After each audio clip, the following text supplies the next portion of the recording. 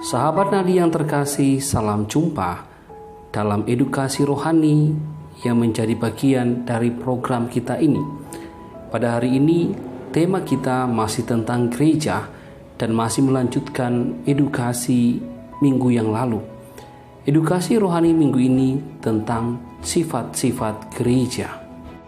Syahadat iman kita mengakui akan adanya gereja yang memiliki sifat atau ciri yang itu satu, kudus, katolis, dan apostolik. Keempat sifat ini yang tidak boleh dipisahkan satu sama lain melukiskan ciri-ciri hakikat gereja dan perutusannya. Gereja tidak memilikinya dari dirinya sendiri. Melalui Roh Kudus, Kristus menjadikan gerejanya itu satu, kudus, katolik, dan apostolik.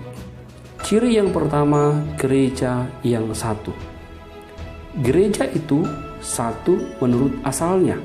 Pola dan prinsip terluhur misteri itu ialah kesatuan Allah tunggal dalam tiga pribadi, Bapa, Putra, dan Roh Kudus. Gereja juga satu menurut pendirinya, sebab Putra sendiri yang menjelma telah mendamaikan semua orang dalam Allah dan mengembalikan kesatuan semua orang dalam satu bangsa dan satu tubuh. Gereja itu satu menurut jiwanya, Roh Kudus yang tinggal di hati umat beriman dan memenuhi serta membimbing seluruh gereja dalam persiarahannya. Ciri yang kedua, gereja yang kudus. Kita mengimani bahwa gereja tidak dapat kehilangan kesuciannya, sebab Kristus, Putra Allah, yang bersama Bapa dan Roh Kudus dipuji bahwa hanya Dialah yang kudus, mengasihi gereja sebagai mempelainya. Kristus menyerahkan diri baginya untuk menguduskannya dan menyatukannya dengan dirinya sebagai tubuhnya. Ia melimpahinya dengan kurnia Roh Kudus.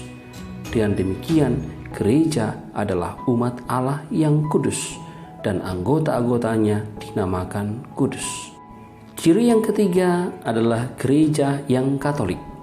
Kata katolik berarti merangkul semua. Maksudnya seluruhnya atau lengkap. Gereja Katolik ada dalam Kristus.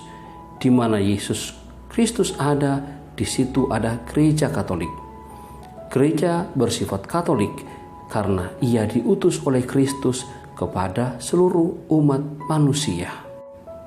Ciri gereja yang keempat, gereja yang apostolik.